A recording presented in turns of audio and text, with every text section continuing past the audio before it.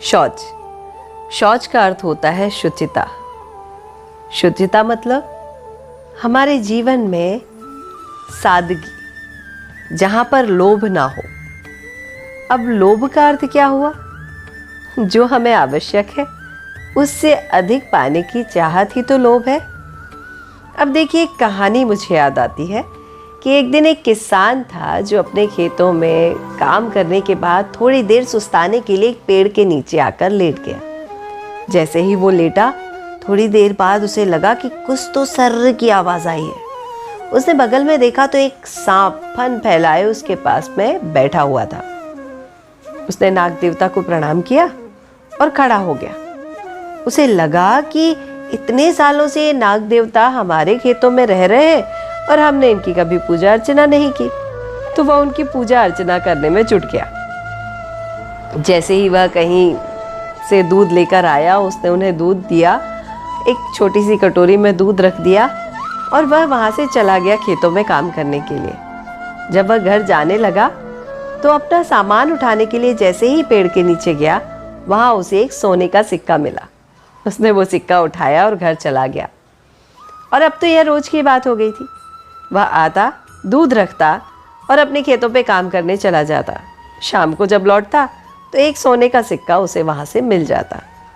एक दिन ऐसा हुआ कि उसका जो पुत्र था, उस पुत्र को उस दिन काम दिया गया कि आज तुम्हें खेत पर जाना है और यह बताया गया कि तुम्हें जाकर उधर जाकर तुम्हें एक दूध की कटोरी रखना है।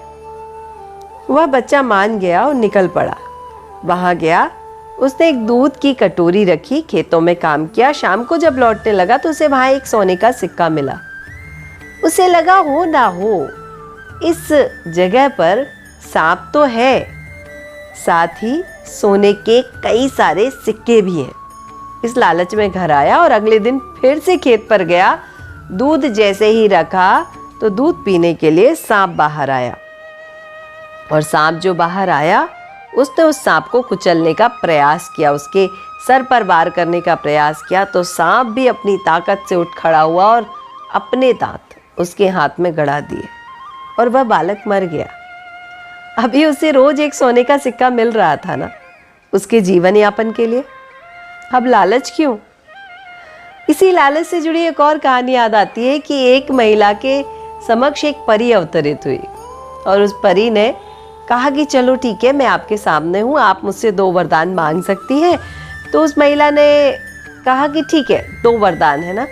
उसे लगा कि मैं अपना एक नाखून सोने का करवा लूँ, नहीं, एक उंगली, नहीं, तो मैं क्या करूँ?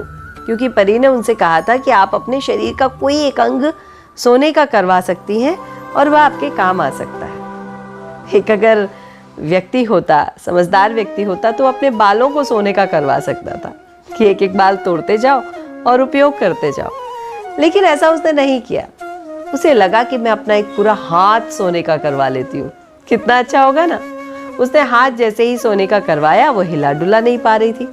उसे तकलीफ होने लगी तो उसने परी से कहा कि मुझे मेरा दूसरा वरदान मांगना है। और परी ने कह दिया ठीक है। और उसने कहा मेरा ये जो सोने का हाथ बनाया है, इसे वापस सामान्य कर दो ताकि मैं काम कर सकूं। अब देखिए, लालच है ना। अगर वो अपना एक नाखून सोने का करवाती तो उसे कितना सारा सोना मिल जाता, लेकिन लालच है ना, नाखून से बढ़ते वो पूरे हाथ तक पहुंच गई। देखिए, लालच अच्छी बला नहीं है, लालच बहुत बुरी बला है, लोभ बहुत बुरी बला है। तो हमें लोभ से दूर रहना है। जितना आवश्यक है उतना तो चाहिए, लेकिन जो आवश्यक नहीं है उसके पीछे भी हम भागे जा रहे हैं, ये तो गलत है। अब ये कोरोना काल जो आया है, ये तालाबंदी का जो काल आया है, इसने हमें बता दिया कि हमारे जीवन की मूलभूत आवश्यकताएं क्या हैं, हमें क्या चाहिए है। उससे अधिक आपने ना खरीदा ना आपने उसका उपयोग किया, तो फिर क्यों हम लोभ में, लालच में पड़ते हैं? आइए सुकून से, शांति से, शुचिता के साथ, उत्तम शौच धर्म के साथ अपने जीवन को यापन करते हैं। जय जिनेंद्र।